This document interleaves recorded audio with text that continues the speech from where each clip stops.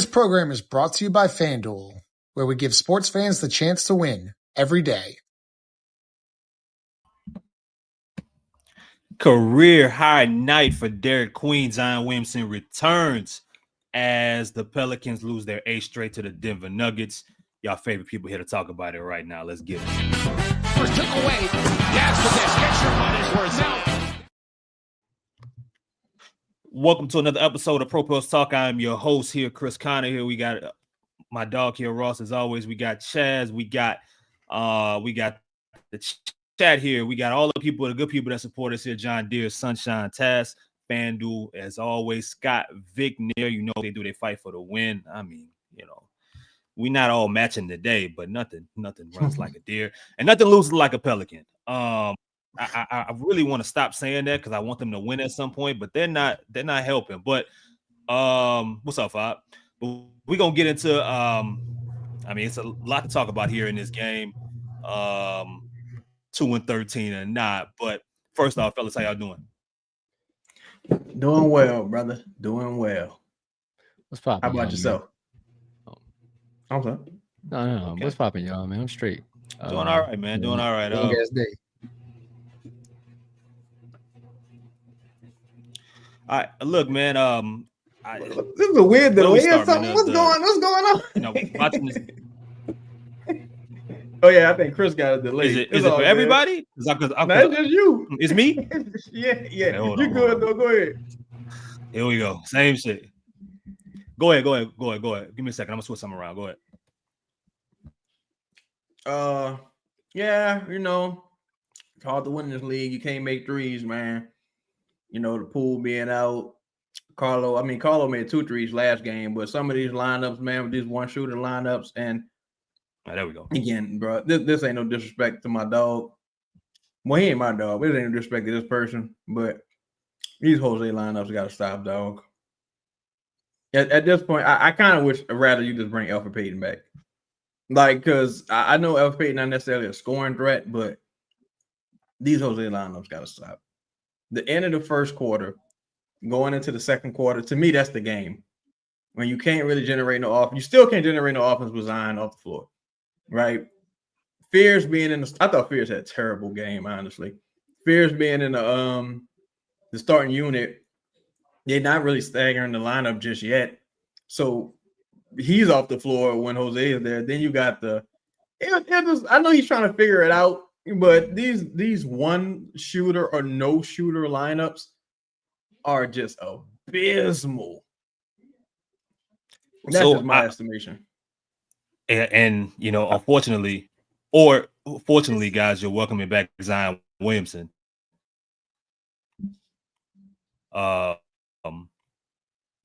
Which complements things, or which makes things even more difficult for a team that. Am my shit tweaking? Yeah. Y'all hear me? Okay. Yeah, you good. Just keep going. You good. Man, I got like pop-ups coming up, all type of stuff. Yeah, but welcoming back Zion Williamson, man. You know, unfortunately, the spacing didn't help in his first game back, but they got off to a good start. You know, they were strong defensively early on, and it felt like this might be a game that the Pelicans could. I mean, I don't know if necessarily steal, but Denver looked sloppy. They looked slow. They looked tired, and then the bench came in and everything broke apart. 5. Yeah. To be honest, man, I was. Are we moving off Zion for a second? Okay, Zion's back, great. But man, Derik Queen, bro, Jesus Christ, it feels like the judgment of the pick or trading for the pick was almost. It's like buying a house right now. Like the housing market is messed up, but you need a house. So you might have to overpay for a house. And people that have a house would be like, you pay way too much money. The interest rate's way too high. But you identified something that you needed and you spent it. You spent whatever you had to get it. And I'm okay with that. If you can identify what that is and go after it. And it's coming out to be like, he might be a really good player. You know, 10 days ago, Willie Green was saying that he didn't know if he had minutes for him. And now he just went at Joker and he had a season high or career high at this point, right? Career high.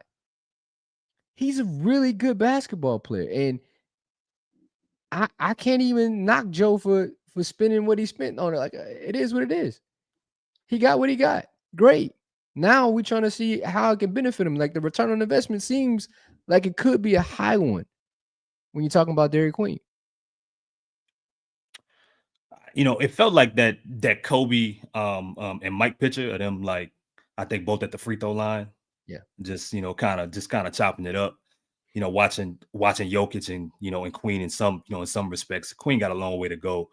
But the ceiling, man, and just watching so many of the players just accept that everything, like, our best looks are coming from him. Yeah. Our best ways of scoring, our easiest opportunities are coming from him. Guys coming off the ball, cuts, curls, Queen offensively being aggressive, dribble handoffs. Like, it adds Ross a different, Queen, when he has the basketball and he's able to set up in that middle of the floor, it turns this offense into something that, from a creativity standpoint, we just typically don't see unless they're in transition. There's no other half court advantage creator that's simply like him on this team. No, that's absolutely right. I mean, I think the frustrating part is I find myself asking the same question of, okay, you now have this intriguing talent, clearly intriguing talent. How do you put the pieces around him? Because it's, in a lot of ways, he's got a skill set that's totally different than Zion, obviously. But in a lot of ways, the ancillary pieces around him need to be the same. You still need rim protection, and you still need shooting, and you got neither of either. Yeah. Like, it is. I mean, it's almost frustrating, and I see people in the chat saying it, but, like, generated some pretty good looks. And you still scored 120 points or whatever, but somebody got to be able to throw it in the ocean. It's the same. I mean, think about how many years we've said this. Shooting. And yet here we are, years later. So that part is frustrating, but he's impressive. And I agree. I mean, look, I think we've seen this even from the first game he came in, like things happen offensively. Like, things open up. He's a different offensive player. He creates mismatches right away. Jokic was really, really struggling defensively in ISO situations. He's a clever passer. I saw some good things from I really don't have any complaints about the way they played offensively, aside from the fact that we just can't shoot for shit. Yeah, 5. Peyton Watson tonight hit 5 threes. He had 5 threes made the entire season coming into tonight. It's interesting to think about, like, on one end, you got guys on the other end having career nights, but Jamal Murray didn't have that great of a game. But Denver did get some production from their bench, and the Pelicans, I mean, as I mentioned earlier, just simply didn't. No one made a 3 off the bench. Other than Derik Queen hitting 1 and Herb hitting a 3, the only person that hit to convert on 3s tonight was Trey Murphy. And Trey was the only Pelican to hit multiple 3s tonight. And that ultimately, like, really, it was a crucial part of this game, like Ross mentioned. First of all, shout out Mo. Can't believe I watched DQ as a primary decision maker in crunch time while Z was on the floor. I love it. Move on. I wouldn't say necessarily move on, but I think this is a part where, what up, my dog Lito? This is a part where let's just talk about the Pelicans and how, the random guy or the ancillary guy has a big night against your team. I'm okay with that, to be honest with y'all, right? Like, you took away a primary guy and the other guy got hot. that usually doesn't. I mean, it usually happens for the Pelicans, but you think about historically, that usually doesn't happen away from their home floor, the opposing team's home floor. It just continues to happen. But if you continue to have that kind of game plan, you can minimize it. Eventually, it'll start to work because you'll see the same things over and over again. Just like, having Derik Queen as your, ball handler, right? Or your decision maker. These guys missing shots because now they'll know where their shots are coming from every time. Now, eventually they'll have to upgrade to a better shooter. But if I told you you're going to shoot 5 threes, probably most of them out of the corner, eventually that's night in, night out. This is what I'm going to have to work on. Because before it was more so like random. Like you would shoot a 3 at random in random spots. With Derik Queen, you kind of know exactly where you need to be. Micah Peavy, I didn't hit a couple threes tonight, so I'm a back cut. Like you'll start to understand where you can have advantages. I saw Zion Williamson have easy baskets because of Derik Queen in the clutch, right? Down screen from Trey Murphy. They have to make a decision because you just kind of had the same situation where Trey back cuts, Derik Queen throws a bad pass, but the look is there.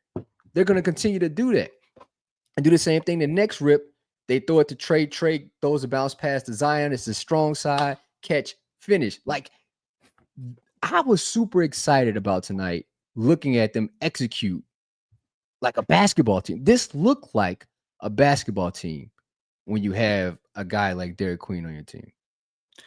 Chaz, and I want to welcome everyone here to the show, man. Welcome, Lito. We have 430 people in here, man. Now, like, whether it's your first time or this your last time, hit the like button now. You know what I mean? Leave a nice comment, subscribe to the show. We go live every single recap. No one else here like is anywhere close to what we do post games or at all content wise. When it comes to the Pelicans, but Chaz, I want to hear your thoughts about some of the decisions and how Borrego tried to use his bench tonight, rotation minutes wise. Earlier in the first half, you saw a little bit more of Yves Missi. Second half, not so much. Yves played 12 minutes. I thought he was, had some positives, but I think you got to a point to where you were playing a numbers game, and once you were down 15, close to 20, maybe that didn't make sense. But first half, after not playing a little bit, Kevon Looney gets some early. I think it might have been first quarter minutes. Plays 5 minutes, doesn't play the rest of the game. No Carlo tonight. After I think we talked about. You got a calf injury, feeling like. Oh, Carlo's hurt. Yeah. See, I didn't know that. Okay, well then that would explain why Looney played. I didn't even see that. And these calf injuries, man. Sadiq Bey though. Sadiq Bey was welcome back to the lineup. A little rusty after missing a game, but he played 19 minutes. Only 2 players to play 30 were Queen and Trey Murphy. What were your thoughts about how the experimenting that Borrego's trying to find with some of these parents, some of these groupers in these lineups tonight? Well, if I want to borrow a phrase, give them credit early on. You're about maybe 1 practice and a half in. Still got to do your installs against a tough team, smart team that's been together for a while. First time some of these guys are playing together, even with like Queen being in the starting lineup. First time I think this is the first time you've probably seen this lineup at all, right? With these guys, so you still got to kind of figure it out with Zion, Trey, and Queen in the starting unit. I think Borrego. They really found their rhythm going into the fourth quarter. I think Queen had a really rough start, but really found his rhythm the more he played and kind of picked his spots. I think with those 3, having that level of talent for us, having 3 threats out there, like real offensive threats, kind of like creates a little bit of space for everyone. But I think Borrego. I think he had an interesting pregame speech. It was interesting. It has some nice anecdotal stories, but I also think now his first real test is what to do with Herb Jones in the starting lineup. It's the first real test, and it's a lot of it's not his fault because there was a lineup toward the end of the first, it was like Jose and Peavy and Hawkins, and it was just some old apocalyptic fucking lineup. And it was just like, what to Hawkins' credit, he started off hitting a couple shots, shout out to him, but it's like, nah, you just got to get some talent, man. I keep saying that, like, you got to get some actual NBA talent, and it's tough. But like tonight, I see some improvements as far as I don't see Herb going rogue as much tonight. I only saw point Herb like once. Herb do a fucking off the dribble, off the screen, pull up, jump. I was like, all right, so this is kind of night we having, huh? So so let's say he's dialing that back. I didn't see Jose go as crazy as he usually goes. So I see some positives. Right, I'm seeing some positives, especially as guys get healthier. Shout out to Meese. I thought Meese was battling on the fucking boards for real. But yeah, you need talent. I think Borrego's in an interesting spot because even Joe Dumars and Troy Weaver. Shout out to Troy Weaver for what's looking like a really good draft, but the fact that you are reliant so much on these rookies and you inherited such a questionable roster, it's tough because again, if you're Joe Dumars, Troy Weaver, you inherited the DeJounte injury. You inherited Hawkins. You know what I'm saying? You inherited Jose to a lesser extent. You inherited some of these issues. And now it's up to you to fix it. You got to get some shooting. You got to get some modern day basketball. Because you, at one point going into the half, you were winning damn near every metric. You're winning the turnover battle. You're winning the shot attempt battle. You're winning all these things. But you just can't make threes. Can't make threes. And you missed 8 free throws a night in a 7-point loss, if I'm not mistaken. Something like that. So it's the little things. So I think the team is trending in the right direction. They got to get some shooting, though. They got to. And Poole alone ain't going to solve that. You need at least one other guy. Like, seriously. Lito, Derik Queen stole the show tonight, man, in Zion's return back. I mean, again, I mentioned earlier, first quarter looked like, Zion had it on his mind, right? To, to where he was, he was back, he was aggressive, he was finishing at the rim. And then Denver did what good defensive teams do, or good teams, period. They made adjustments and in their coverages, got in the passing lanes and used, and even without Aaron Gordon, like I forget the dude's name that came in the beginning of the second quarter, or it might have been the end of the first quarter, taking charges. I don't know if you even saw him much in the second half, but somebody in the chat is going to know, but he kind of resembles Michael Porter Jr., but taking charges, getting steals, ripping people in the backcourt, and then that kind of flipped the game. And then Spencer Jones.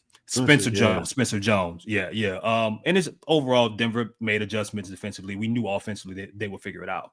But Derik Queen, your name is Queen City. All of us here have been talking about Derik Queen, for a while. What was different tonight that gave him a career night? Like what was it? Was it the matchup? Was it some of the parents? Was it being out there, with Zion? Because he didn't get up to I don't think he got up to the best to the best start offensively, if I remember correctly. So more the second. It was kind of tough early. Yeah. All I saw was the fourth quarter. So I don't know what happened before I started watching. I just know when my son saw me watching, the lights got bright. He was like, "Oh, yeah." No, but I would say if you asking me, the first 2 games, I would say since Borrego's been coaching, they ain't really played through Queen a lot. He didn't really get a chance to initiate anything. They kind of had him labeled more as a play finisher. And I think we talked about how special he is with the basketball, and putting people in the spaces that they need to be in order to get them an easy shot. Of course, having Zion on the floor helps because you're just not gonna leave Zion, right? So him being on the floor helped, but I think him being on the floor, Derik being on the floor helps everybody. It helps everybody in space.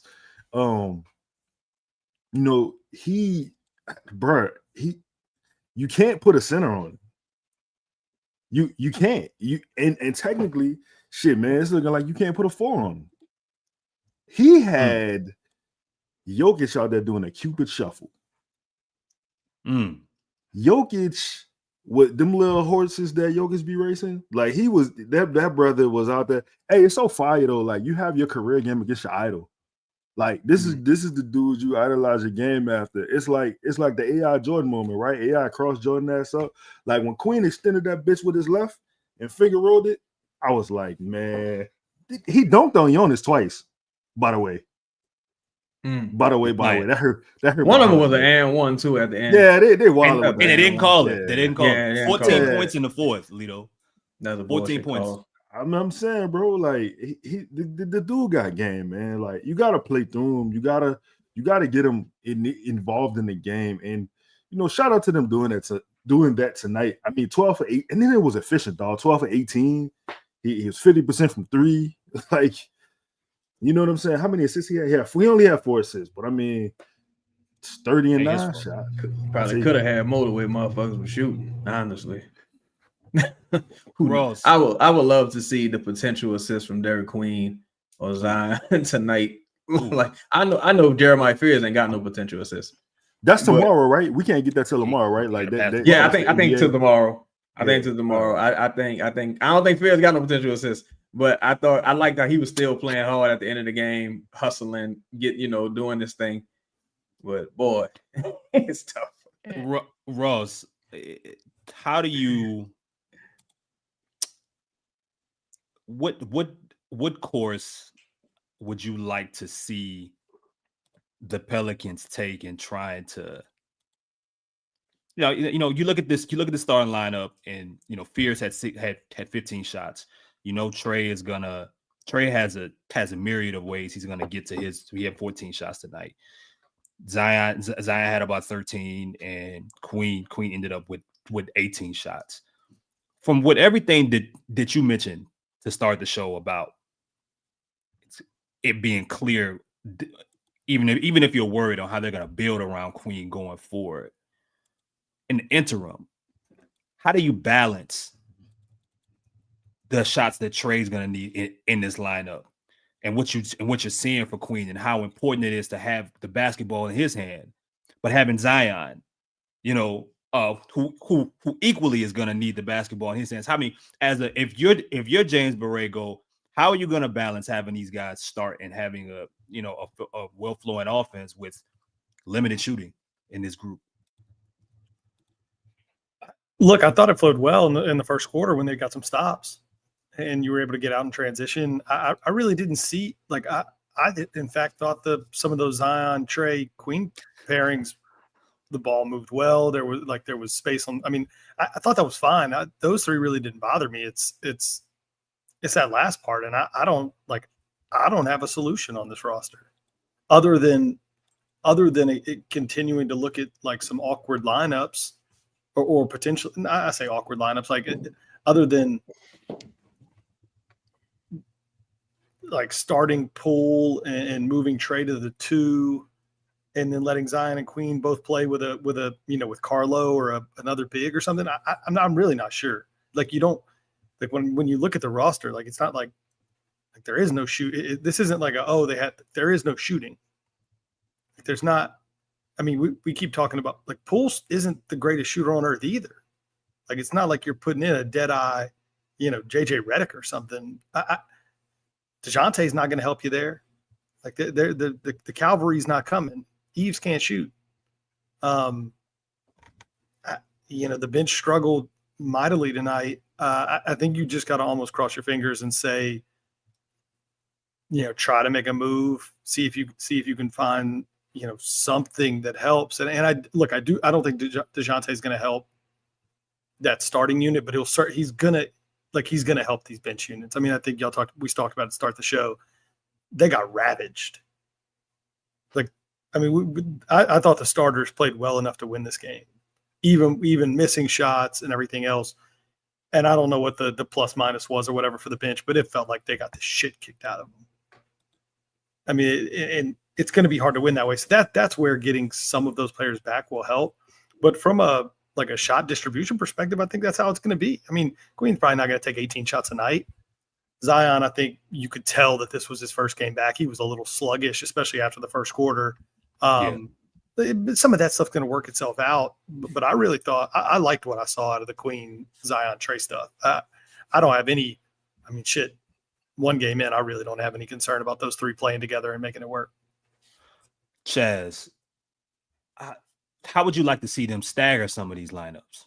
You know, stagger the 9. You know, when Zion goes out, you know, who's the primary creator at that point? Some might say Fears. Some might say, it should be Queen. Others might say, you know, Trey should be the lead dog. Currently it's set before Poole comes back, you know, and so on and so forth. What approach or which route do you think that they should go there to kind of maintain or extend runs, you know, the issues that they keep running into of trying to, you know, either A, playing from behind or having a hot start and the bench not being able to kind of keep that going heading into the second quarter?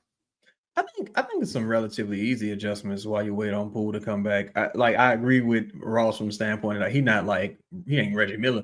But he's at least respectable to where, like, you're not going to turn your back on him. He can still, you know, get downhill. Sadiq Bey, he kind of, I don't know what he's going through right now, but he had a couple of rough games. I'm sure he'll bounce back at some point.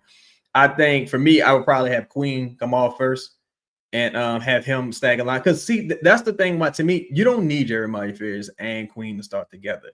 I think Jeremiah Fears would be incredible with that second unit because he started off the season, incredible strong word, but he started off the season very good with that second unit, right? Incredible strong word. I'm like, he's a rookie. I don't, you know, but I think phenomenal. Oh my God. Chaz, it'll make the defensive assignment a little easier for him too. Yeah, it would make the defense, and it gets to the point where, again, tonight, for me, my game plan was, you got to go at Jokic first couple plays. Queen tried, it didn't really work out the gate, but then it's like, all right, now it's time to pass the ball to Will, y'all. This ain't working. Let's start passing the ball to Will, and it's like, all right, now it's working a little bit. We got a transition. Trey, it took a while for Trey. I think Trey first shot, he got some free throw. It took a while for Trey to get a look. That's the thing. I think that with Fears starting right now at this juncture, it kind of hurts a little bit because, like, I got Zion who can handle the ball. I got Queen who can handle the ball. I don't mind Zion playing off ball and cutting or playing in the dunker spot. They had a couple spots like tonight where he was in the dunker spot and Queen made a nice pass. To me, I really enjoy Queen's passing. And I think when I look at Fears, Zion, Trey, and Queen, not necessarily as a unit, but just as individual players, I'm like, oh, y'all got talent. Like, I could rock with this right here.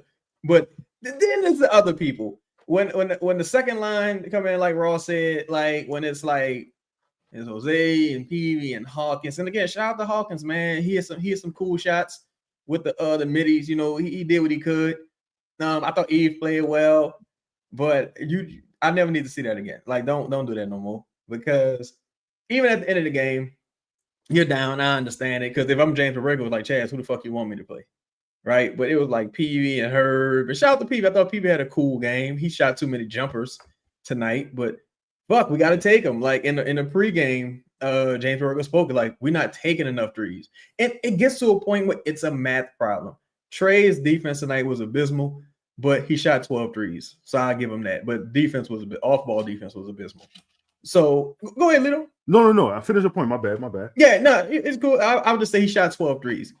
Like, we need somebody else capable of at least attempting 9. Somebody you want to take those shots, not just some old random motherfucker taking them shots, right? Because I don't think, like, just looking at the box score. Oh my God.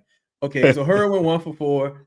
Zion 0 for. I thought Zion shot a 3, but Zion, I guess, 0 for nothing.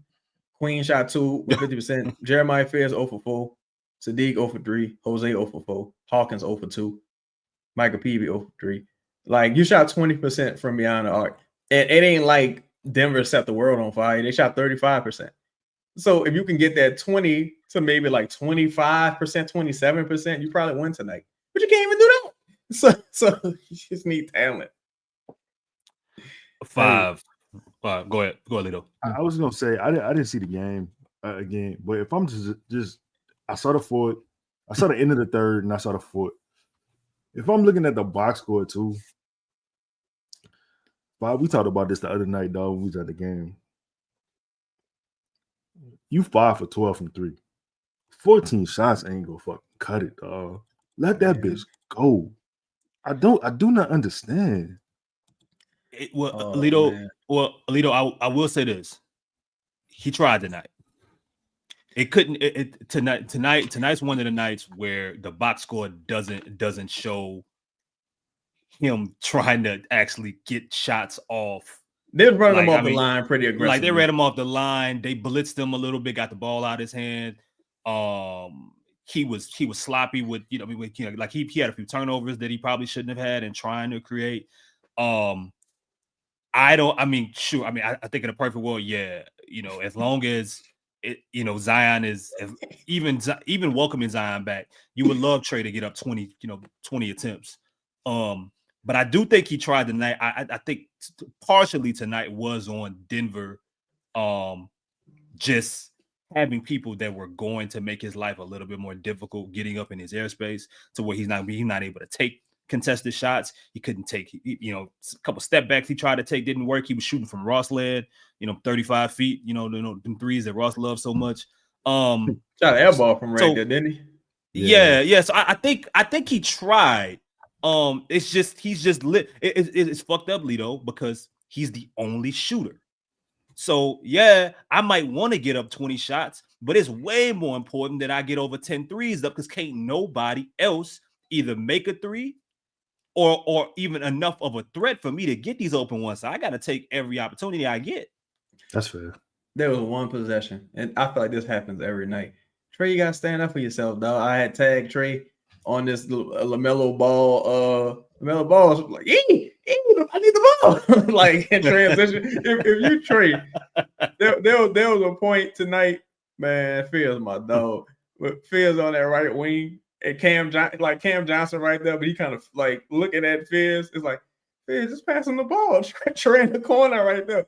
He go the total opposite direction.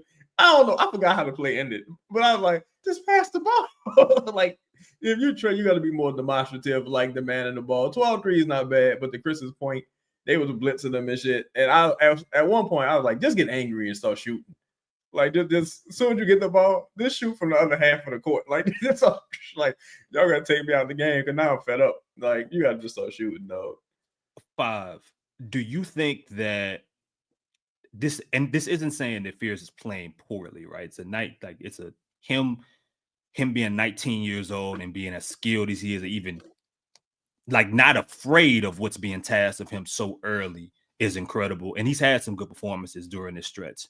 But do you think that with his current skill set, the parts around him right now, or just period, just as an individual, you think he has too much right now on his shoulders right now of being the point guard in that starting group? See, this is the issue with having Willie Green as your coach initially, right? Like, you have no rules. So you get to play as free as you can. And when the injuries happen and there's no one else to get downhill, there's no one else to do the other thing. Like, oh, I can do that. So let me do that. And then I have success at it. And now when Zion returns, now Queen is ascending, you got guys out that now you need to get shots up. Now your role changes. Now your skill set needs to change. And that's the issue. Now he's trying to adjust to that. This is the wall. This is a wall that he'll have to overcome. And that's why I always thought like the second unit was probably best for him, because he'll be able to truly run a group, because you wouldn't be running the first group anyway. That's all going to go through Zion. That's all going to go through now Queen and possibly Trey. Like, you would have to like almost facilitate to them. Like, where to get the ball to. Now you got to go kind of get out the way. You couldn't really be yourself. In the second unit, you can, because you're needed in that way. They need you to get downhill. They need you to create for them. And that responsibility needs to be earned, especially now in the NBA. Like, they don't just give you the keys to the team anymore. Especially as a 6'3", 6'2" ish guard. I wouldn't say he's 6'4". I don't know what that comes from, but yeah, like that's where you need to really like learn how to be a guard, and you can have your own team within a team. You're muted, Chris. My bad. Lito, you think that Fears got a lot on his shoulders right now? I mean, it's a lot to ask of him at this stage. Being like, it's almost like if he's not a table setter, it feels like a failure because he can only impact the game really in one way right now. I know a couple nights ago he had 8 steals, not like close to 9 steals. And he was shooting 35% from 3 coming into the game. But it really, the finishing at the rim isn't there yet, right? He has to get stronger through contact. He's not, he hasn't learned, he's going to take some time for him to learn how to navigate his way to get in the free throw line.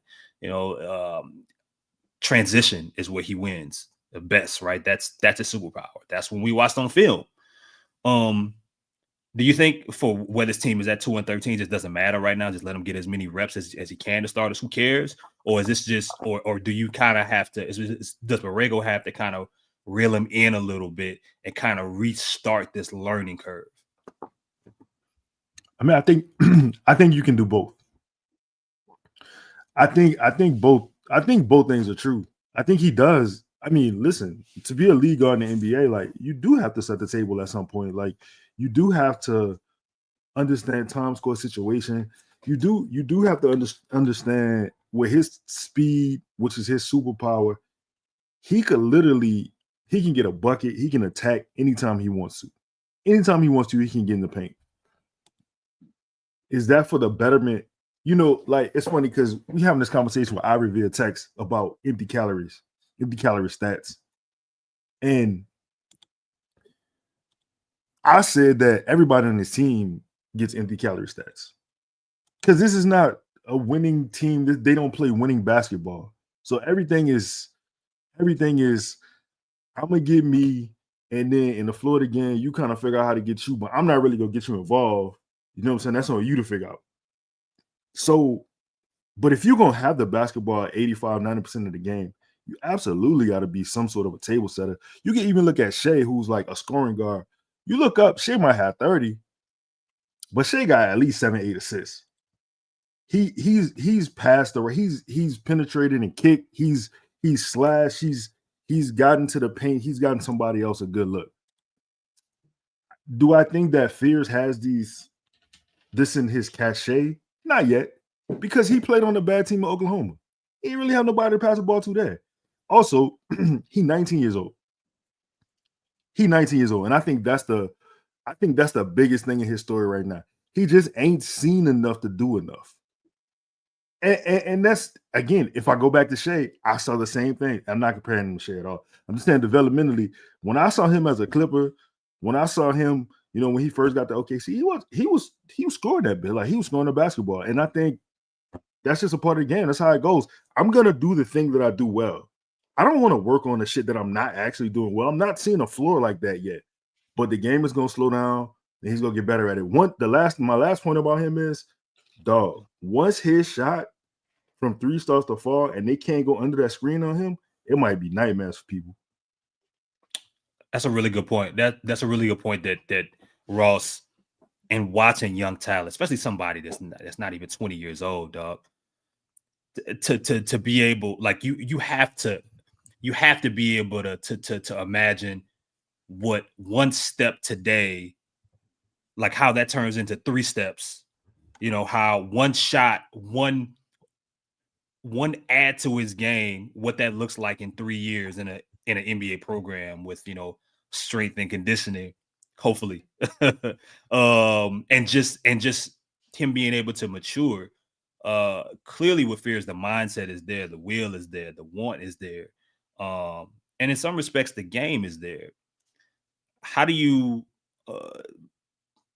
would you manage? Because he could, he's not as his floor isn't where Queen's floor is right now. Queen has a skill set that you can just drop him in right now, and he's going to impact. He will more likely be able to impact every game.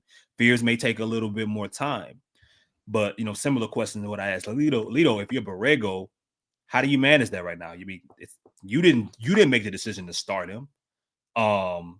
Do you think that maybe you want to kind of reel him in and maybe have him play more reserve minutes, or is there something else that you would do to kind of make this development for put him in as many advantageous positions as possible for a team that is struggling to get a third win?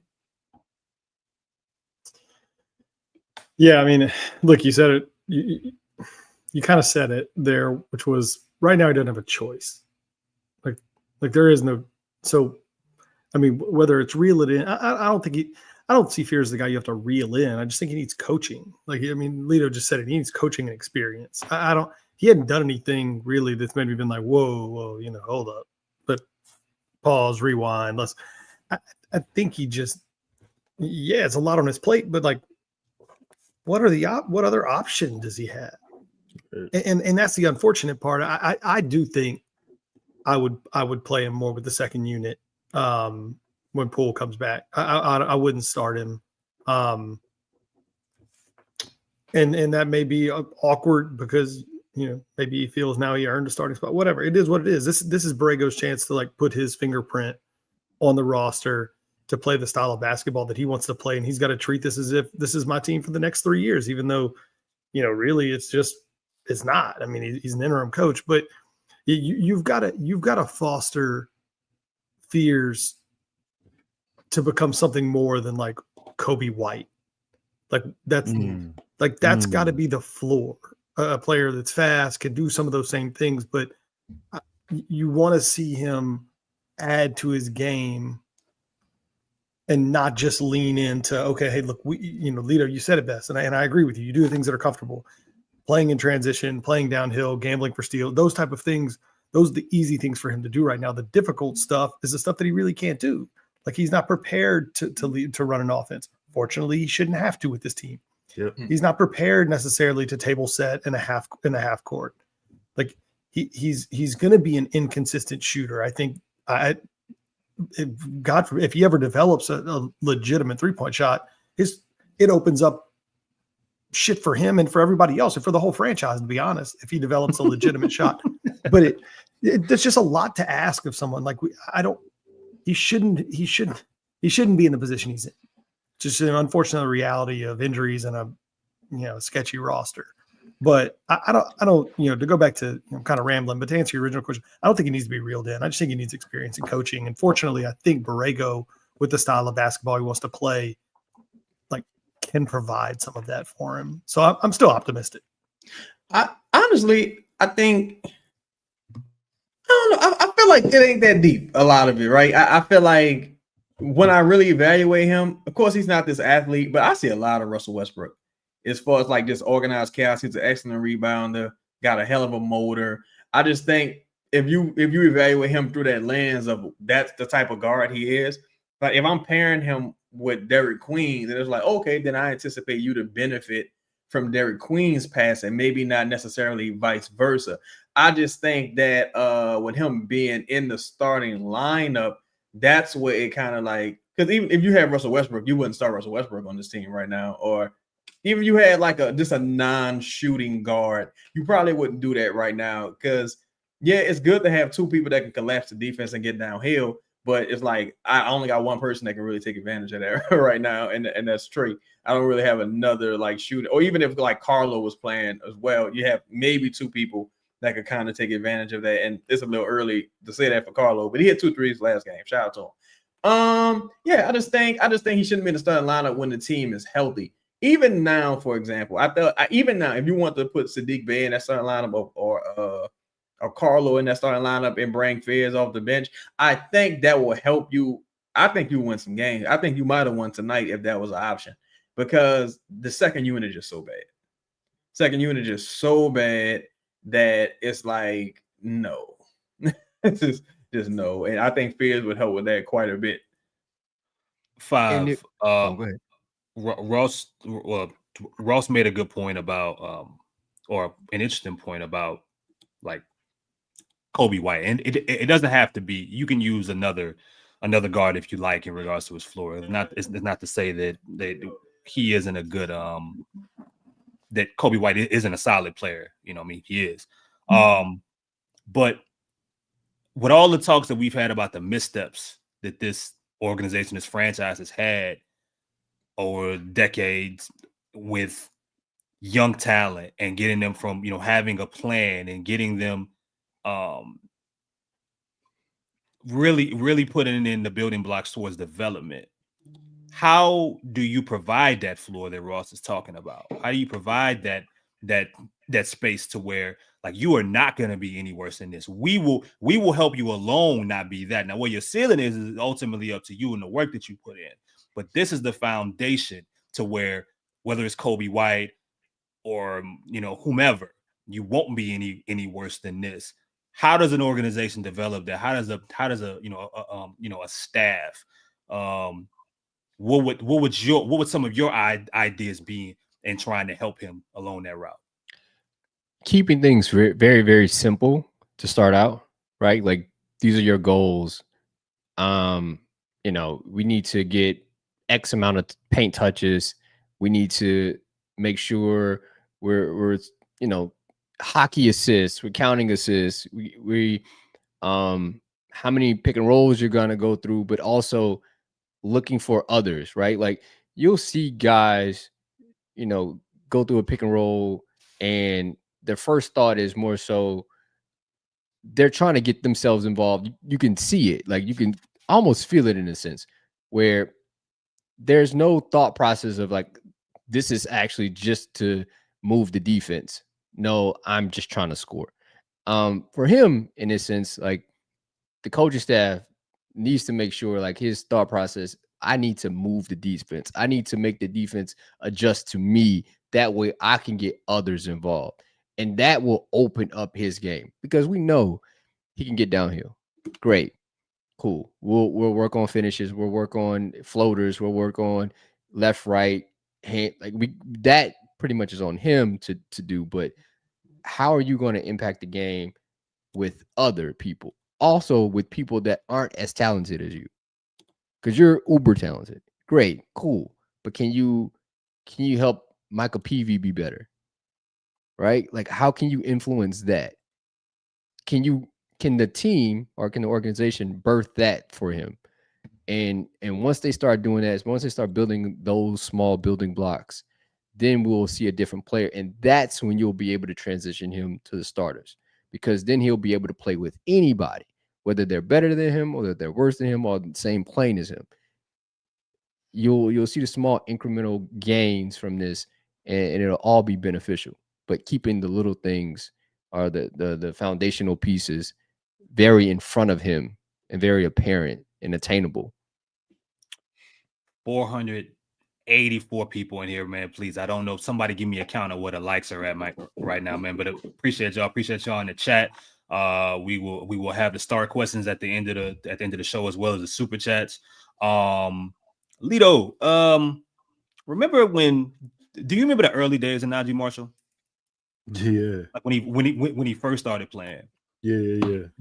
Do you remember how long it took you, for someone who was undrafted and was an upperclassman of sorts but still had holes in his game? Do you remember how long it took you to be like, he gonna be something? Mm-hmm. You remember how many games roughly? How many games? It was, I'd say probably first 30 games or so. I don't, give you an accurate. Yeah, that's fair. I only asked that because that's why I am with Micah Peavy. He's not Najee, but it's just the art of being a role player and like succeeding in that at the wing position. It's just there. It's just natural to him. It's just the cutting, the screening, the defense, the sitting in the corner, the knowing when not to, the extra plays, the offensive rebounds, 50-50 balls. He's a corner three away, ain't he? from generational wealth. Yeah, man. Listen, man. He first of all, he a nuisance. He a nuisance. Doesn't mind doing dirty work, just like Najee. Najee didn't care about mixing it up. He didn't care who he had to guard. Really didn't even care about scoring like that. You know what I'm saying? Like, I see those same traits in him. Him being Peavy. I like his attitude where he's like, yo, look, I understand who's on the floor. I get it. I'm gonna find a way to fit in. I'm gonna find a way to be on the floor and be able to produce. And to be honest, man, like, regardless of skill level of all basketball players looked at the floor from that type of lens, that's winning basketball. That's what that is. You know what I'm saying? Like, I can't score 30, right? Maybe what I'm doing is not going to show up on the stat sheet, but I'm helping the team. Like, did I box Jokic out, right? Did I run back on defense so like nobody got an easy layup? Shit that's just not necessarily gonna show up on the stat sheet. Micah Peavy does, and he don't mind doing it. You know what I'm saying? Like, he not looking for a pat on the back. He just want minutes. He just want to be in the game and play basketball. And to be honest, man, I was saying this earlier in the season. I don't know how. I don't want to diss that brother that plays for the Pelicans whose number is 24. But I don't understand how he get minutes over him. I just don't. Yeah, I mean, I don't want to. I mean, again, I brought up Najee just to bring a friend. Najee was undrafted. Peavy was barely drafted, but just that role playing wing and it being so early, their play styles are totally different. Their strengths, I think, are different. But that Najee knew immediately what I need to do to survive in this league at that position. Like, he knew immediately. He knew how to make himself available, and he knew how to make himself around and touch the basketball. Peavy does that as well. Like, I know, and Lito, you put that perfectly. He's gonna find a way to be a part of a play. Just the natural elements of basketball. He's gonna find a way to be a part of a play, even if it's like, the ugly thing that nobody else wants to do, a tip pass, a tip ball, an extra, he had a tip in, an offensive rebound, a box out, whatever it is, he just finds a way to be a part of a play. Like, that feels like that breeds somebody that should be a successful role player in the league. Whoever else wants to jump in, you guys can. Micah Peavy and Najee Marshall both played in the Big East, right? One with the Georgetown, one with the Xavier. Like, it's the same style of play. Good point. Right? Mike is what, 6'7"? 6'7". Najee, same height. Oh, wow, that's crazy. Yeah.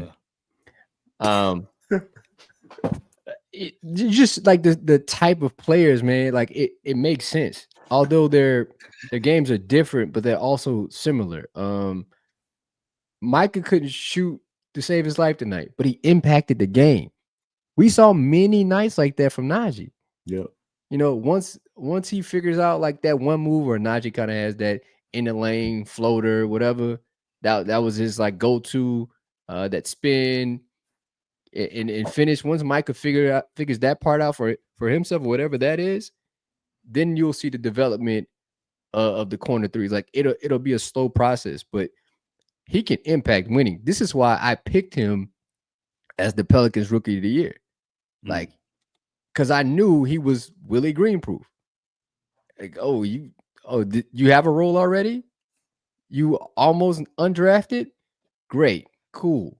You can impact winning. You want to defend, because he literally wants to defend. I really didn't see a drop off between Herb and Micah Peavy tonight guarding Jamal Murray. I didn't see one. Like, I truly. What's the difference there? What's the because their strengths and the way that they approach pressure defensively is a little different. Tell me how Peavy, I guess at that point, made it even in regards to what you saw guarding Murray. I think Micah's strength is strength, right? Yep. He's trying to make it physical. Yep. Right? Herb is almost like length. I'm gonna try to strong arm you, Go ahead. but like, and then cut you off. Yeah. Right. Like that's Herb's identity. They both work, right? But they can be used in different facets. And I think Jamal had issues with both. Yeah. Chaz, you know, I keep seeing Matt Ryan's name come up here. And I mean, it's crazy. Pelicans always find themselves in these situations, man. But it's like even a Matt Ryan would do wonders for the lack of space in this team. You talking about the bots? The bots? No, not that Matt Ryan. Not the quarterback either. The shooter. Gotcha. Shooter, Matt Ryan. What do you, Chaz? Do you have any ideas, in the interim, in the short term, that the Pelicans can do to acquire any type of help shooting? Like if you had the juice, what would you do today to get? I know you said they need multiple, but a shooter, some kind of help. I think at minimum you probably could look for a couple of two-way guys. Again, you kind of put yourself in a tough spot. Whereas if Buffkin was traded for cash, I can't imagine Hawkins' value. You might have to give somebody cash to take him at this stage. The good thing is that you're not in the tax. You probably could get somebody interesting for Jose. What I mean by interesting is like you gotta, it's like the stocks, man. You gotta sell the rumor. Like, this guy, hard-nosed defensive player, every team needs one. Like, yeah, he could be yours. You might could do something like that. Truthfully, though, I think you're a ways away. I think you're looking at probably January. Looking at probably aside from the two-way thing, because you probably can make something happen with the two-way thing, but you're really looking at like roughly January and that's unfortunately when Herb Jones becomes trade eligible, because like I'm screaming to the heavens, this was a mistake. You can't do this. Like no one does this anymore. Like this is not back in the day. It's not the old days when we could do what we want. So I think like, look, man, there was a lineup put out here. That's why I gotta give Borrego a pass. There's a lineup put out here. It was Peavy, Herb, Fizz, Zion, and Misi. I said, "Oh God, like what the fuck? like what is this?" I just think Herb not a contributor on either side of the ball at that level right now, where you can justify some of these things, because you got to pick an identity. That's why I say Borrego's first big test is what he decides to do with Herb Jones. To me, that's his first big test. And it's a tough position to be in. It's unfair to Herb. It ain't Herb's fault they drafted Jordan Hawkins. It ain't Herb's fault that they kept missing in the fucking lottery. Herb's more than earned his keep over the years. He's done his part. But like all good things, it must come to an end. And I think you're at the stage where it's like, nah, we need more upside talent. We need more offensive talent just because of the day and age we in. Like right now, Tony Allen wouldn't be playing in the NBA. Like he wouldn't get no real minutes. Like just being real, like I forgot who said it. Paul Pierce was talking about Rodman. It's like, yeah. Like, here and there, like rebound and stuff like that, he could. But the fact that it ain't that significant of a drop off from Herb to Peavy, and I'm not disrespecting Herb, but the fact that it's not that significant of a drop off, I don't think it would be that significant of a drop off if you just got a guy off the street, because you can't stop nobody anyway. So what's the point? You might as well pick a direction and just try to outscore everybody. Like, you know what I'm saying? You might as well just lean into what you at least got some of the pieces to do well. And unfortunately, with that extension, now you got to wait till January. You got to wait till January to see how you can round out this roster. Again, and if I was the Pelicans, I would be in talent acquisition mode. Like I said with Five, I said earlier before, like I hate doing it like that, but I don't hate trading for if you believe Queen is a high level talent, because you ain't got no talent. Like you got to get talent on the roster. You're either gonna get it through. You got to stop drafting role players. That shit is dead, son. You got to get. You gonna get them via trade, or you gonna get high upside talent via the draft. You made a trade. You got a guy who's exquisitely talented, extremely talented in Queen right now. So it worked out for you. Whatever, right? Just you deal with the cards you're dealt. But moving forward, you got to turn some of the lower tier talent players into talent. Like you got to, like, it just, that's the only way you're gonna win. And mind you, Denver was missing Aaron Gordon, Christian Bond, what's that dude, Strawberry, whatever the fuck his name is. That dude killing the Pelicans. Like, I hate that dude. I hate playing against that dude, because if it wasn't Watson, it would have been him tonight, because that dude kills the Pelicans. For sure. Him. It's like they got people who can really play and hit a three every once in a while. The Pelicans just it just, you got to get some offensive talent, man. Say, Chris, can I one thing? So like I see people talking about Borrego and his coaching the past 2 games or so, and I see they're a little down on him, and I understand because they're losing, right? What's the Lito, before you go into your point, what's the criticism? Because I haven't seen it. What's been the criticism on it? Somebody in the chat said Willie was better than Borrego. At what? Oh, okay. So just like certain shit I see on Twitter, certain shit I see in the comments, it's crazy. But I think, man, you got to understand, like, this is not even a Borrego team. You know what I'm saying? Like Chaz was saying, you got to get talent, bro. There's no this roster like don't have talent like that. You know what I'm saying? Like, I'm sorry, Leah, just to add, every Borrego offense has had a guard that can shoot. Like, you go back to Devontae Graham, you even go back to fucking Chris Paul to a lesser degree. You have a guard that can at least come off screens, get in the actions, and shoot. Who you had? He had Scary Terry. I think he had Kemba. Yep. Even had like I mentioned before, Devontae Graham. I think dude named Andrew said this. I don't know if I would go that far, but he said Devontae Graham was Damian Lillard light. That's that's the level that at least Borrego he at least allowed you to believe something like that.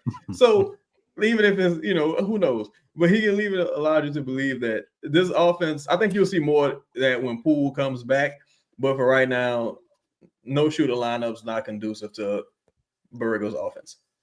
Yeah, I just think you gotta.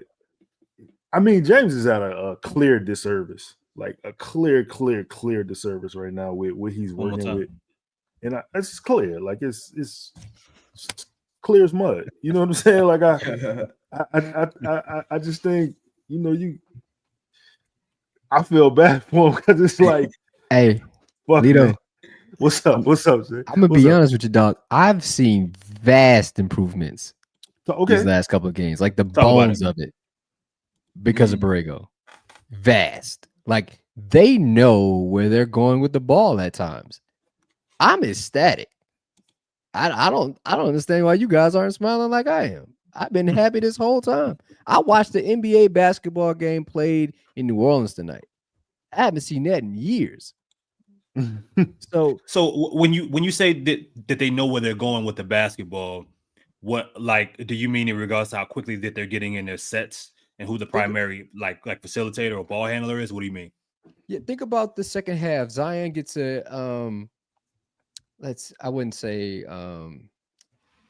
he was not in the short corner, but he wasn't at the nail, so almost in that wing spot, and a double's coming. Right, Joker's coming on the double. He immediately looks, boom. He's going straight to like it's almost like an automatic trigger. That's what they are.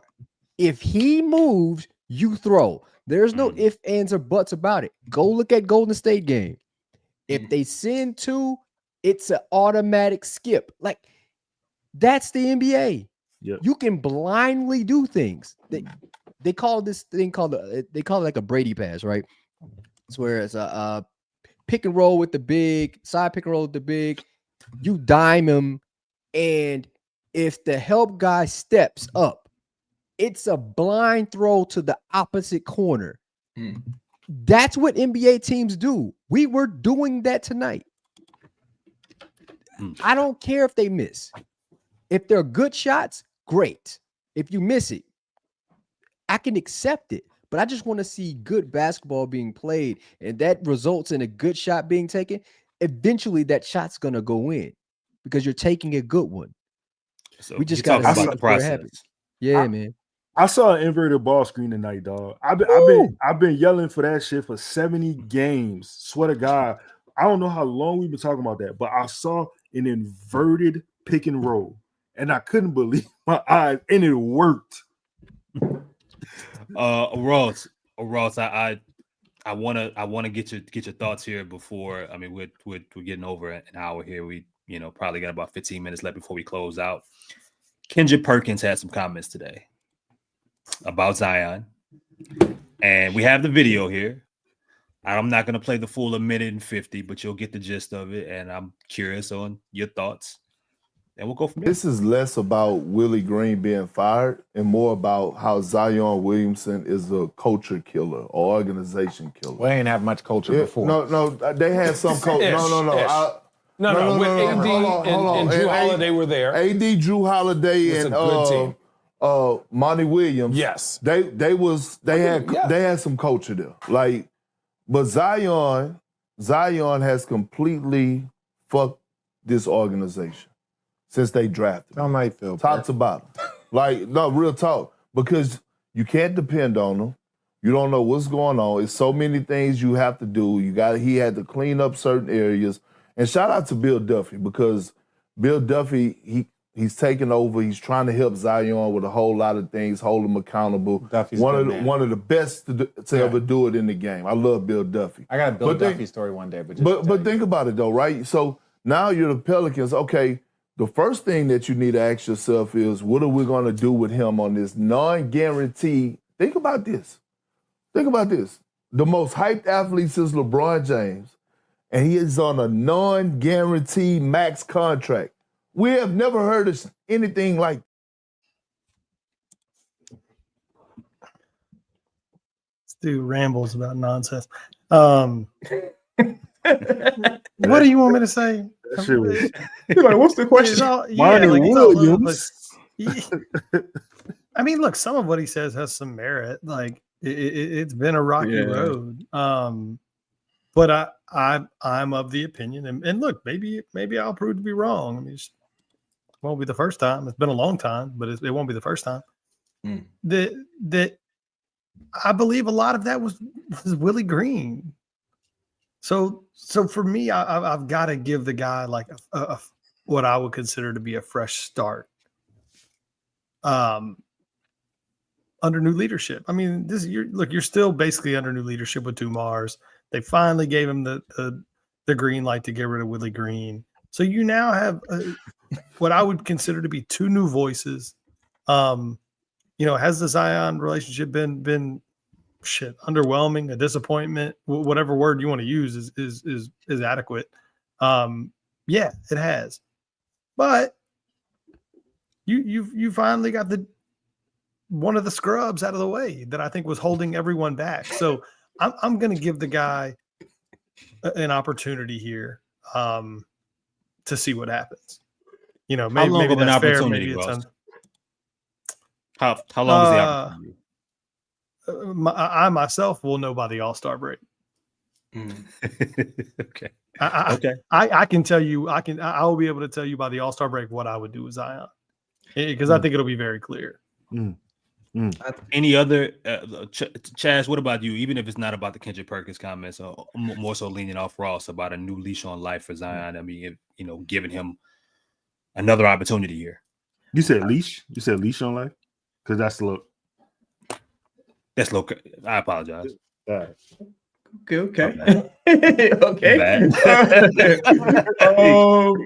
I think shout out to Perk, man. Perk, a friend of the show.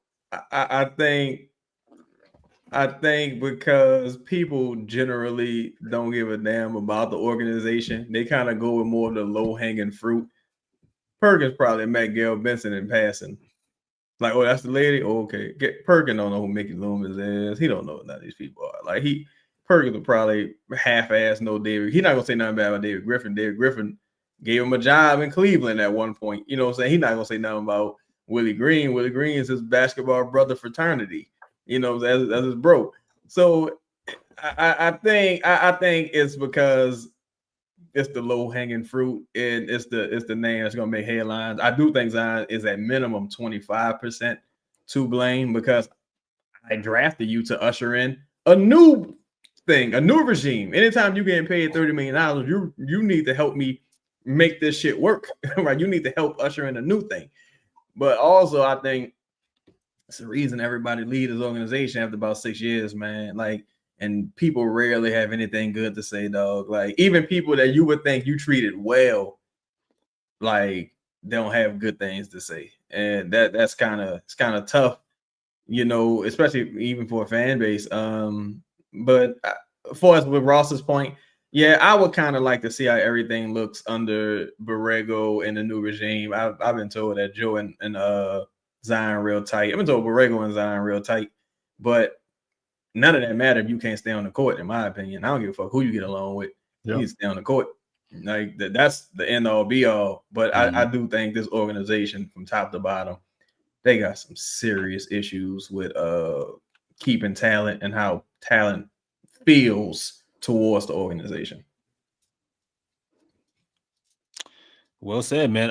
Any other thoughts, five Lido, in regards to Zion and, you know, where things kind of go from there or progress, or just strictly in regards to this season? I'm just tired of trying to predict it. Hey, bro, just hoop. I just want to see you play basketball, right? Let's just figure it out. I feel the same way. It's a exhausting experience. Like I couldn't tell you. I can't tell you either way. You know what I'm saying? Like if cool, if not cool, if it like whatever. You know what I noticed too, and this is a little off subject, but to that comment that Ross highlighted for us the schedule, the Pelicans has been really unlucky. Mm-hmm. Luck is, you know, timing meets preparation. You know what I'm saying? Like with the Pelicans, like they wasted 6 months with Willie Green. You knew how everybody felt. You know how the players felt. You know how your best fuck with player 15 feels. You know how your best players felt about Willie Green. You knew it wasn't working. Like it's several of them, right? And then it got to the point where motherfuckers started getting injured. So you dug yourself in a deep hole in this situation. So I think you wasted 6 months with that. And you going through a point where you're not catching the injury breaks. Like, and everyone caught you as an injury break. But I think shit balances out at some point. It's just a matter of can you take advantage when it does. And I think Borrego, some of the things he's doing is trending in the right direction. It's about putting people in position to succeed. All right, man. Let's get to the super chats here, man, so we can get everybody out of here, man. The Pelicans play. They have a back-to-back Friday and Saturday. I think Atlanta they play Saturday. Friday. Is Dallas? Yeah, wait, Dallas Atlanta Friday. Dallas. Okay, Dallas Friday. Dallas Atlanta on Friday. Saturday. Atlanta Saturday. Yep. Okay, all right. So you know, got everybody sick. They in a they playing right now. Last I looked, they were in a dogfight with they playing the Knicks. Let me see if that's still. It doesn't matter. We'll get to that later. Let's get to these super chats here, man. Starters says, speaking of luck, Tate Flight Nola. Who the hell is Peyton Watson? That's Randy's cousin, man. He's related to Moses Moody. Gotta be. Yeah, I will. I mean, dog.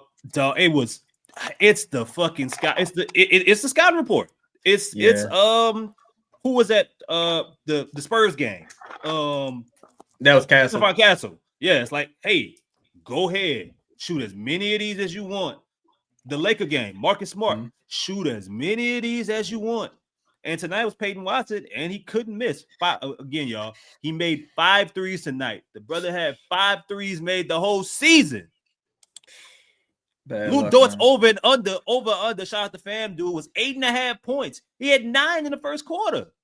That's neither here nor there. Close out with some fucking conviction, though, man. Please. Yeah. See stutter step ass closeouts. Mo. Shout out to Mo again, man, for the 20 piece, dog. Really appreciate you, bro. Can't believe I watched Derik Queen as the primary decision maker in crunch time while Zion was on the floor. I love it. Move on. This is an incredible comment. Is that more about Queen? Is that just about the game? I think it's about both of them. Yeah. I mean, Queen isn't able to act in that capacity if Zion isn't on the floor. Like there was just space to operate, and you found a good matchup and you went with it. I think this is something you lean into. When those guys were on the floor, there was more space. There's opportunity. It can be an equal opportunity offense. There's nothing wrong with that. I think you caught Queen in a good matchup, and he was feeling it. Go with it. I don't think it's I love it, move on. I think it's complimentary. Like that's a good thing. Y'all think for a guy like Zion who's so used to being like, well, I don't even know, ball dominant throughout he might go a quarter without touching the ball, but y'all think that's gonna be a problem for him at all? Like, if it gets to a point to where Queen is going to be in clutch situations having the basketball and the primary decision making? Shout out to my Viking brother Kelly Olynyk, but Zion was like, man, it feels so good to play with someone like this. Kelly Olynyk, you're like, it's Kelly Olynyk. No disrespect to Kelly Olynyk. It was Kelly Olynyk. Like, god damn, that's how low the bar is. I think he's probably like, oh man, this is awesome. Hell yeah. They had a lot of interactions. Him and Queen, they seem to get along really well. I saw Zion had a dunk in the half-court offense tonight, an uncontested dunk that might be the first one of his career. I saw Trey get the easiest shot he's ever gotten. Yeah, I don't think Zion minds at all. I think he's looking for it. Queen threw Zion alive from the free throw line as he has his man sealed. Like, I think the fact Lonzo's the last person we've seen do that. He's such a selfless player. Only time he get in trouble is when he kind of being selfish, but he's such a selfless player that everyone likes playing with a selfless player because it kind of fits the the mind state of your other two guys for us, Trey and Zion. So I think everyone appreciates it personally. Zion is only going to shoot 15 shots a game anyway. Yes, maybe 18 at the most. He averaged like 16?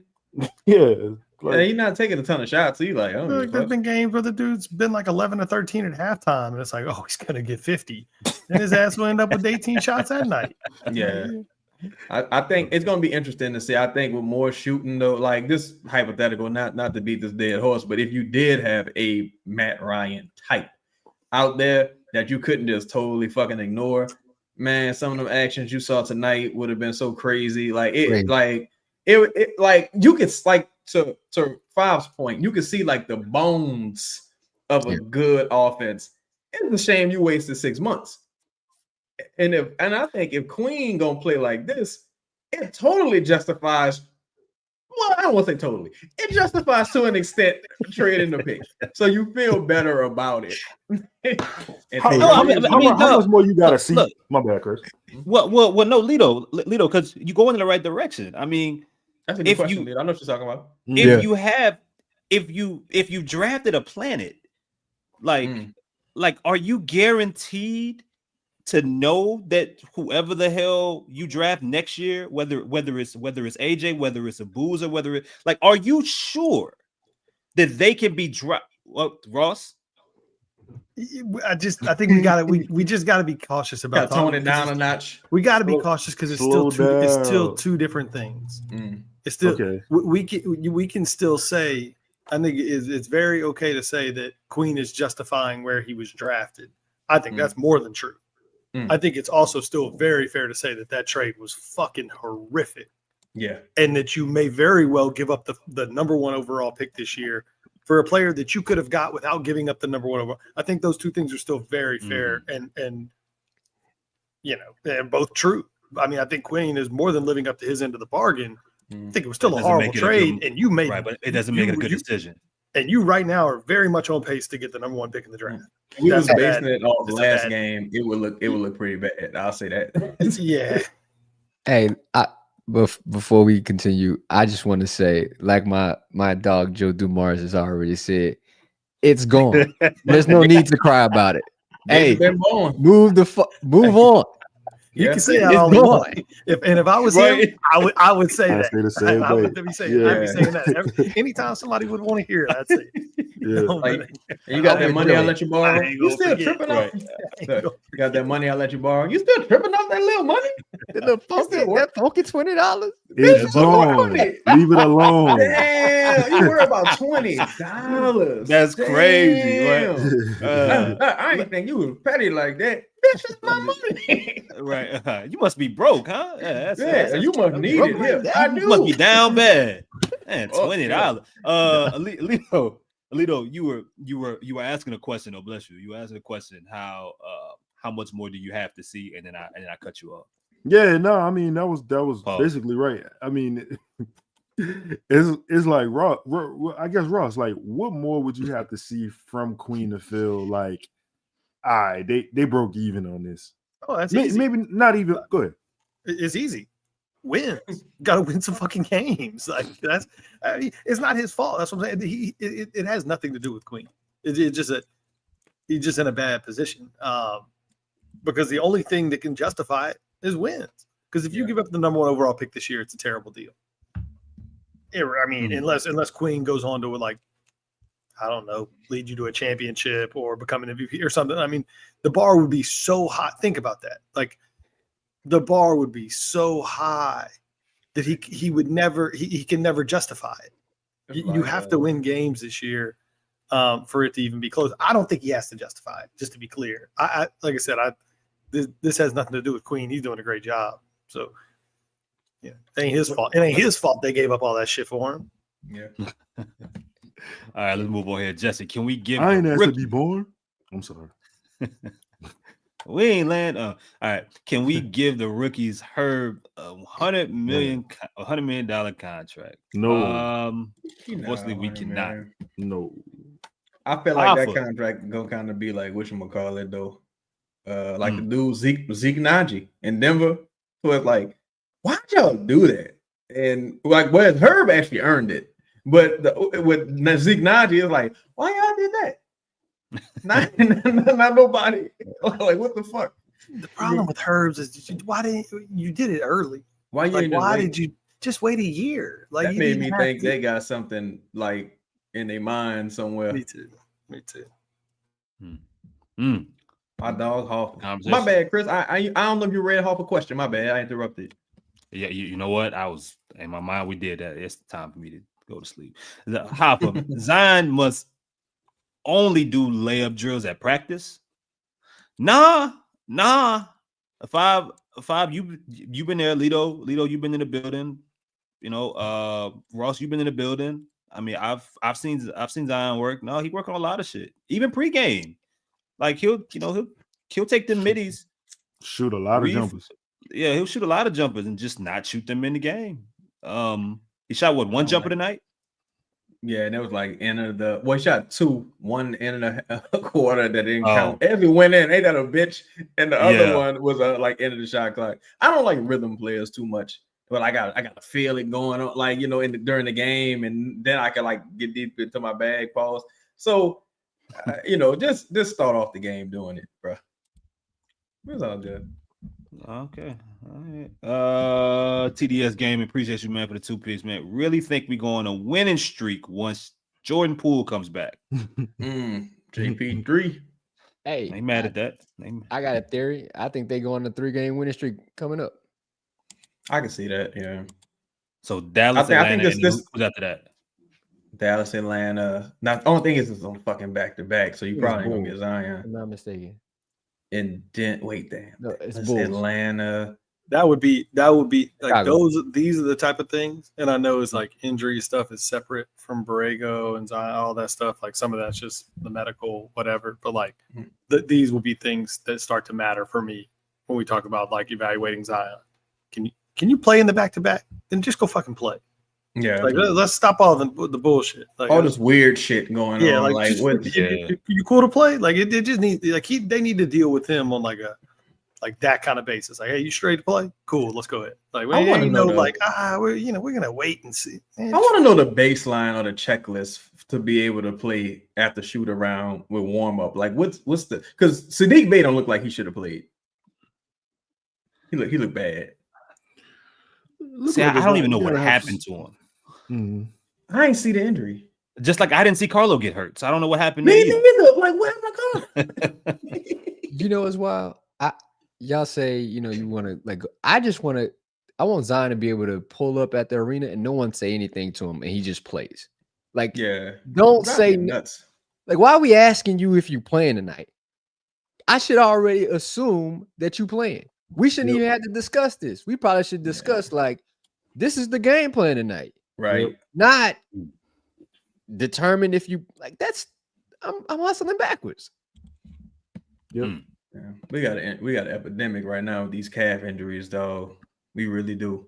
It's tough. Somebody was I was watching something today in which a lot of people feel as if it was Steve Kerr.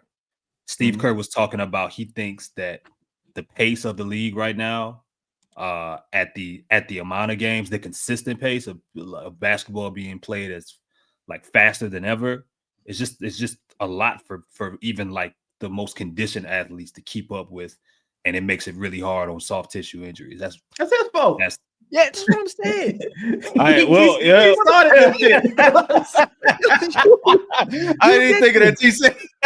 You got a mirror, motherfucker. Damn like, man, it's a damn shame he plays so fast, man. What the fuck? I can't imagine who started that. That's like the dude. That's like the newscaster who got the they got the sketch of the criminal in the back, and it looked just like him. It's like, and it's not even it's not even the Golden State joints. It's the Phoenix ones. Like you were part of that. The Mike D'Antoni offense, like shit. Yeah, he helped build some of those teams. Yeah, he's a part of. Yeah, you're right. That's crazy. This is pretty cool, Jameson. I really like when Borrego subbed in Looney and Misi for those end of game Murray free throws. Then he called the timeout to advance the ball, taking I believe both of them out for defensive or offensive. Good comment. Wouldn't have seen that from Willie. Man, the coach. Yeah. Wow. Motherfucker calling timeouts. It's crazy. It's the bare minimum shit. Just riles us up. It's not taking them home. Not taking them home. This motherfucker took 2 timeouts home from the Charlotte game. 2. And taking challenges, timeouts. This guy here. Bitch is his apartment now. Not many fucking ink pens missing from the Pelicans facility, all kind of fucking band-aids and notepads. Motherfucker got an office in this house full of shit. Staplers. Yeah, staplers. Printer paper. I was cleaning the room and putting this stuff together. Why do you have a bag of timeouts just sitting here, man? What the like yeah, what's this about? What's going on? Thought I had more time. Want to cook these for Thanksgiving this year? Yeah, I thought I had more time. Oh, God damn. Dylan, shout out to you, bro. Question for you. Is it too early to change anything? I feel like the chemistry and the rhythm hasn't had time to develop between What's up, Dylan? Well, Dylan? I mean, yeah, good starting by me. They ain't had no chemistry. They ain't had no time together. This is a new season, pretty much. That's true. Like, yeah, today is more or less game 1, honestly, which is unfortunate. But hey, you can win the season. Yeah. You can win your season, whatever that looks like, because the West is fucking terrible this year. God awful. The East ain't much better. The East is hurt, but the West is terrible. Chuck Nola, that fourth quarter was fun to watch. My optimism went up for a tick. Appreciate that $2. Hey, thank you, Chuck. Y'all don't know this, but the recap got pushed back 5 minutes because I was actually watching. Like I was tuned in. Like, wait, and the reason, and this is a really good point because it's interesting, like being glued to a game that you know they're not going to win. Like I knew that they weren't gonna, even like they cut it to 6 or 5. I knew they weren't winning the game, but I was intrigued and interested in watching how it all was gonna finish. Like that's a really good point, Chuck Noll. I mean, you know, that's pretty cool. Yeah, let's see. Happy astronomical model. If Fears is gonna be the point guard, he has to pass more. He's averaging less assists than Zion, Trey, and Poole. He'll figure it out. He's gonna be all right. He gonna be with that second unit at a certain point. He gonna drive there. I just hope when he is demoted. Well, I can't say demoted. When he's put in his proper position, that he doesn't get discouraged. That's something that's gonna make me think. But I think he'll be fine.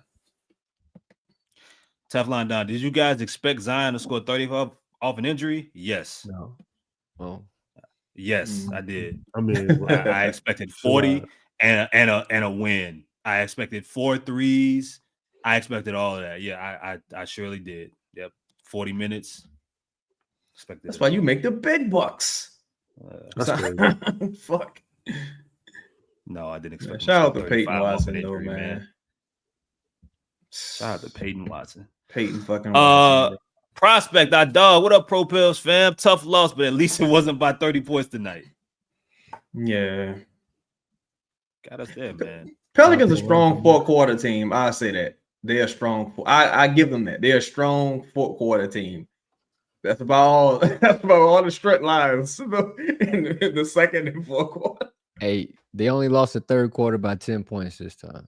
Hey, only smaller victories. Yeah. I'm weighing you down. The last third quarter against Denver was like record setting. Oh man. Yeah. God awful. And we'll close here, man. With Henya. Gotta give Joe some time to build his team. Yep. What does that mean, y'all? He inherited some shit. I ain't gonna lie, boy. Now look, to be honest, I mean, hey, you begged for the job, you played politics. Sometimes you get elected, and you got elected. Now it's all on you. But when I look at what these Pistons doing, man, I'm gonna say because trading Langdon helped build this shitty ass roster. That roster that Troy Weaver put together for us, those picks with Durant. I thought Durant was on his way out the league. Like with Durant and Stewart and the consensus number one. But Asar, all these fucking guys, Jaden Ivey. Once they got a good coach, they're like, oh, that's how you do it, huh? Once they got bigger staff, everything changed. So I think I kind of trust them with talent acquisition from that standpoint. I'm a little worried about the trades, but you inherited Hawkins, Jose, and a couple of I call them the ha crew. Herb, Hawkins, Jose, ha. You inherited that, and now you got to figure out how to correct it. We got a super chat here at the buzzer, and we're out of here, man. Thank you, Brandon. Appreciate you, dog. Zion for Jaquez and Wiggins. We gotta destroy this team and get rid of everything from the past era. That's kind of piggybacking with what you were saying, huh? A little bit. I don't know if I like that trade, but I don't know if that's the route I go. I wouldn't do that one. I'm not gonna reward that motherfucker sending him to Miami. I'm saying you somewhat crazy. I gotta get better than Jaime Jaquez and Wiggins. Come on, man. But Zion might make Pat Riley retire from basketball. Let's see. That'd be Deron and Jerry Sloan all over again. Jerry said, "I'm out. I quit." All right, y'all. Well, Jaime had 12, 5, 7, and 2, bro. I mean, I'm just saying. Like you want to make a trade, Lito? No. Dog said, "Might I interest you in Jaime Hawk?" No. Oh, we should have got Josh Giddey. Josh Giddey fucking balling right now. Oh man. Well, all right, guys. Well, that's the end of this show here, man. Appreciate all y'all pulling up, man. 300, 400, 500 at one time, man. Y'all know where to find us. Post game, as always, right after the game, live. For my dog Ross, for my dog Chash, for 5, for Lito, for Lala on the 1s and 2s, Justin. We will holler at y'all Saturday. I might be on your own, but Sunday for sure. The game Friday. They got a Friday and a Saturday. Yeah. Right. Yeah. Friday at Dallas. About this, huh?